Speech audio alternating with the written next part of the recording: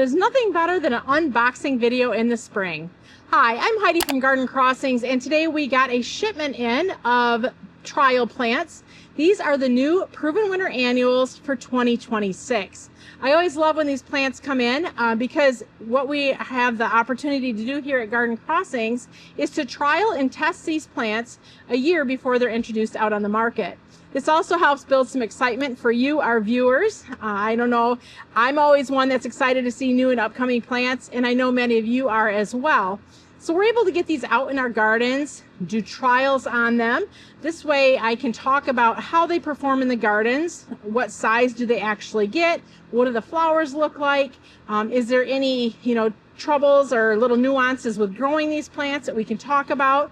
That way you're more better educated as to how to plant and how to use these plants in your containers and in your landscape once they are introduced. So as I just mentioned, we talked baskets or containers and landscape. When we plant these out, we make sure to do not only basket and container trials, but we also do trials out in the landscape, because as you know, annuals can perform differently in containers than they do in the landscapes. And then this way we can kind of see, is one plant maybe better suited for the landscape than in containers, or vice versa? Or are these plants just great really in any type of area in your garden and landscape? So let's dig in and take a look to see what some of these new varieties are coming up in 2026. So this is a sample assortment that they send out to us.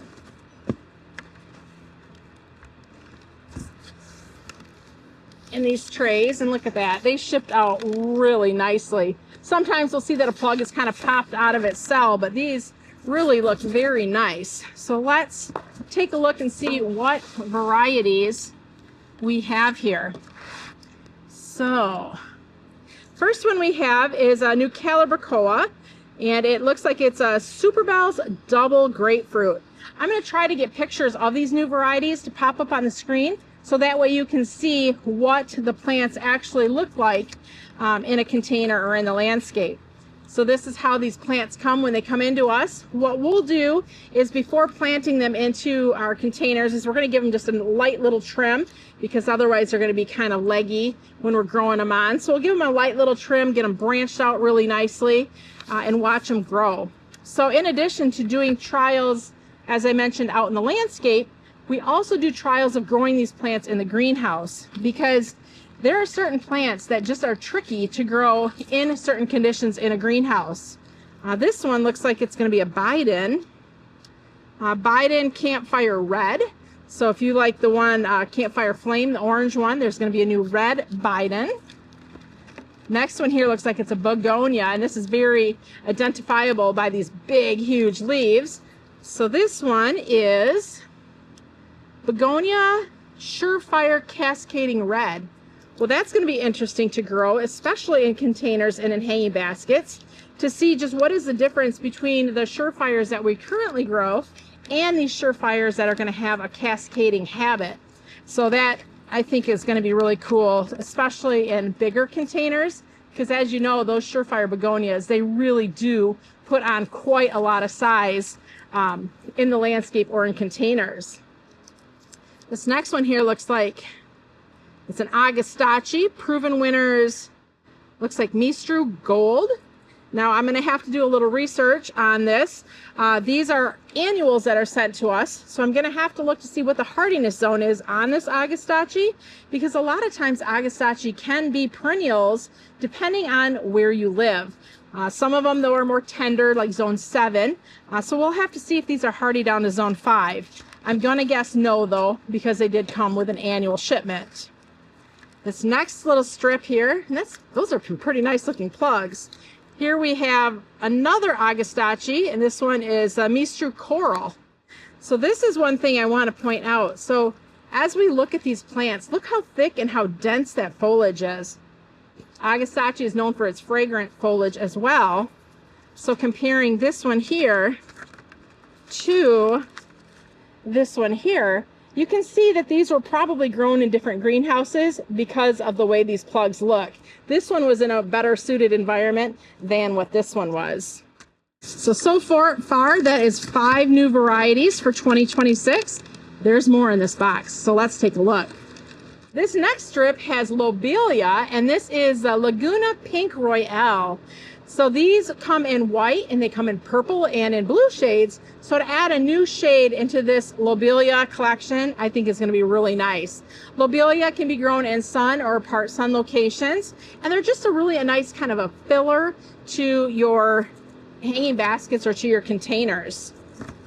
Here we have the lobelia, and this is lobelia White Knight Improved. So White Knight Improved. So I did hear a little backstory on the White Knight. For those of you who have grown it, you have White Knight, and you also have Snow Princess. So Snow Princess is very, very vigorous. One plant fills out a container with no problem. White Knight was a little bit more refined, more tamed in habit. And from what I understand, this White Knight Improved is just a little bit more vigorous than what it was prior. So you should see a little bit more vigor than what you had seen previously on the White Knight. And, but not again as near as vigorous as the Snow Princess. We're out in the greenhouse today, obviously, and the sun is shining. I think it's about 40 degrees outside right now, but with that sun shining, we're probably pushing temperatures of around 80 or so. So it is just a beautiful day to be out here in the greenhouse. The one thing though, when we are in the greenhouse and the sun is out, you do get a lot of background noise. There's fans running. Obviously the heaters aren't on right now, but there's fans running. There's the roof vents going up and down to let some of the cool air in. So I do apologize if you're hearing any kind of staticky background noise. It's just kind of the environment we're in right now in the greenhouse. All right, this looks like it could be a phlox. Yes, phlox, bright pink. So we've got purple and we have white and we've got red. So a bright pink is a great addition to the Intensia Phlox series. Scaevola. You know you're a plant nerd when you can identify a plant just based off of its foliage. So here we have Scaevola Whirlwind White Improved. So the white comes in white, pink, and blue. So the White Improved, we'll get to trial and see what the difference is between the original Scaevola and this improved version. So we do actually have the original white in the greenhouse right now because this year, obviously, they haven't started with the improved version yet. So we'll almost be able to do a side-by-side comparison of the original white and this improved white and see what the difference is one to the other. Looks like another petunia here. Supertunia proven winners, wait for it. Vista Cool Jazz. A new Vista. The word jazz is in it. I think that means this Supertunia is something that was found in a block of Vista Jazzberry. So you know how we love Supertunia Vista Jazzberry here. Cool Jazz is a lighter version of Jazzberry, so more of a softer pastel, kind of pinkish purple coloration. So this is going to be really cool. I'm going to be so excited to try Cool Jazz. We'll have to see how it pairs up with Jazzberry, because I think even at that, planting Cool Jazz with Jazzberry with that lighter and darker color, that could make a really cool container combination with some really nice contrast of color. And then the last one here, there's a new Mini Vista. Supertunia Mini Vista Pink Cloud. I haven't seen that one yet. I haven't heard anything yet about Pink Cloud, but we'll pop it up here. I can only imagine it's a beautiful soft pink. We'll see, does that match the picture here? But I don't know. The Supertunia Vista series and the Mini Vista series, they are by far some of the easiest to grow petunias in my opinion. And the fact that they just cover so much ground, have such a nice habit. Mini Vistas are a touch smaller flower, a shorter habit, but definitely does fill out a lot of ground coverage, where the original Vistas are a little bit taller in habit and a little bit bigger flower. Both of these are great for not only containers and hanging baskets, but also for use in the landscape. Another great tray of new introductions. And isn't that pretty? All the different foliage colors. That is so neat because it kind of gives you an idea of like how you could maybe pair plants when you're planting them together. That's another thing when we're growing these out in the greenhouse, you know, we'll have like a row of each of the new varieties. And when we're planting them, we really don't have a rhyme or reason to which one is next to each other. So it's kind of cool when we find like unintended pairings. It's like those three look really good together and they just happen to be sitting there in the greenhouse on the floor together. So sometimes we really do come up with some cool combinations just based off of where these plants get set down in the greenhouse. Okay, what do we have here? This is some interesting looking foliage. Lobelia Laguna Lilac Royale. So another lobelia. Now I'm going to have to find out what the word royale means, because right now the lobelias that we have don't have the name royale in them. So there's got to be something to do with that series that they're using the name royale. So we'll have to try to find more information and talk about that in upcoming videos as we're watching these babies grow. This looks like another lobelia. Lobelia Laguna Azure or Azuri Royale. So far there's 3 different new lobelias, so that could be something, just pairing those 3 together could look really nice. This is another verbena. Nope. See, James Britannia, it always confuses me with those verbena foliage. So James Britannia Safari Lava Flow. So this is a new color of the James Britannia. So James Britannia is kind of a plant that you could use in place of Bacopa, or Satera is another name for it, that white trailing plant in hanging baskets. It's not going to get as trailing, or it's not going to trail as long as what the Bacopa does, but this is a great plant to use as a substitute. It adds more color, but also too, if this happens to get dried up, it doesn't lose all its flowers and take 2 to 3 weeks to produce more flowers.